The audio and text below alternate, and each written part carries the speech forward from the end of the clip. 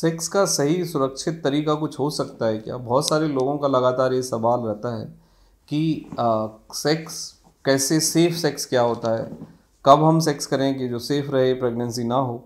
बहुत सारे लोगों का ये सवाल होता है कि प्रेगनेंसी आ जाए वो कौन सा टाइम है। तो आज मैं दोनों चीज़ों को बिल्कुल क्लियर कर दूंगा आपकी, लेकिन आप चैनल को सब्सक्राइब करिए, आइकन बेल हिट करिए, अपने फ्रेंड के साथ शेयर करिए, क्योंकि सोसाइटी में बहुत सारे मिथ हैं, कन्फ्यूज़न है। और आपने देखा होगा कि जिन लोगों को बच्चे भी हैं उनको भी नहीं पता होता है कि फर्टाइल टाइम कौन सा होता है, फर्टाइल विंडो क्या होती है, सेफ समय कौन सा है, सेफ विंडो क्या है।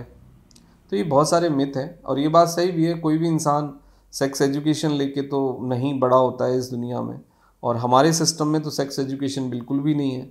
दूसरा, डॉक्टरों के लेवल पे या गायनी के लेवल पे कुछ बहुत ज़्यादा मैसेज क्लियर नहीं होता है, वो बहुत ज़्यादा बात नहीं करते पेशेंट से, या एजुकेशन पॉइंट ऑफ व्यू से या इन्फॉर्मेशन देने के पॉइंट ऑफ व्यू से डॉक्टर्स बहुत ज़्यादा लिमिटेड हैं और डॉक्टर बहुत ज़्यादा उस पार्ट को नहीं डील करते हैं।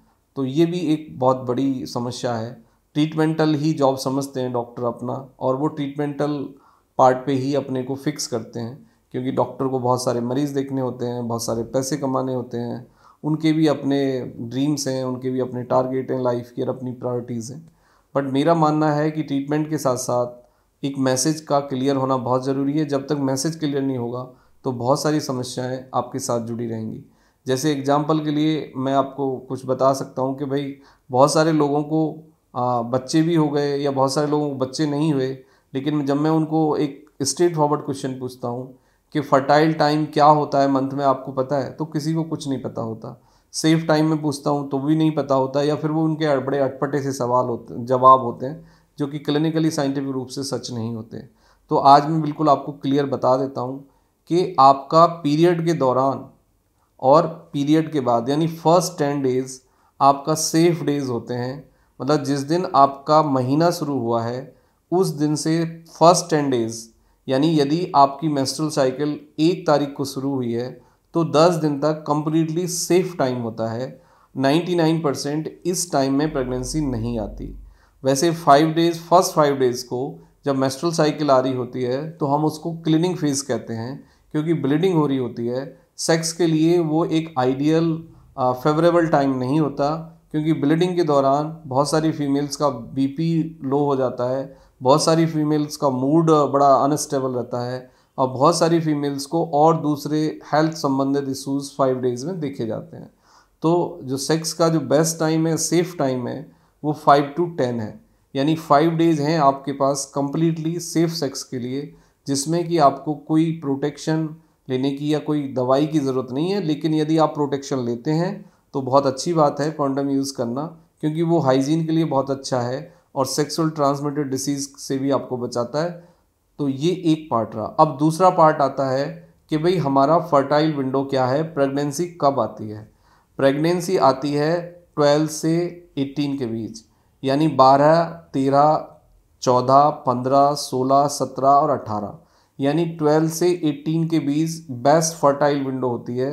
यानी 12वें दिन, 13वें दिन, 14वें दिन, 15वें दिन, 16वें दिन, 17वें दिन और 18वें दिन 99% प्रेगनेंसी इसी ड्यूरेशन में, इसी टाइम में आती हैं। तो यदि आपको बच्चा चाहिए, प्रेगनेंसी चाहिए, तो आप 12 से 18 के बीच में सेक्सुअली इन्वॉल्व हों तो आपकी प्रेगनेंसी के और बच्चे होने के चांसेस बढ़ जाएंगे। यदि आपको सेफ सेक्स करना है, बच्चा नहीं चाहिए, तो आपका सेक्स का जो टाइम है वो 5 से 10 होना चाहिए, यानी 5वें दिन से 10वें दिन के बीच का टाइम कंप्लीटली सेफ है, सिक्योर है। अब उसके बाद दूसरी बात आती है कि जो दूसरा टाइम है साइकिल में, वो बहुत रिस्की पीरियड है और अनसर्टेनिटी रहता है। वो उसमें प्रेगनेंसी आ भी सकती है और ना भी आए, तो उस टाइम के बारे में ज़्यादा कुछ नहीं कहा जा सकता। वैसे भी हमारे अंदर स्पर्म कई बारी हफ्ते तक भी रह सकते हैं जिंदा, 7 डेज़ तक भी आपका स्पर्म अंदर जिंदा रह सकता है।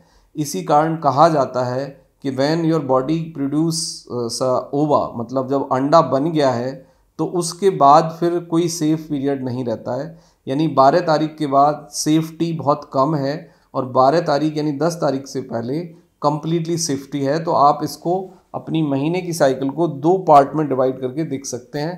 That is a safe, secure, reliable, scientific way to deal with your sexual life.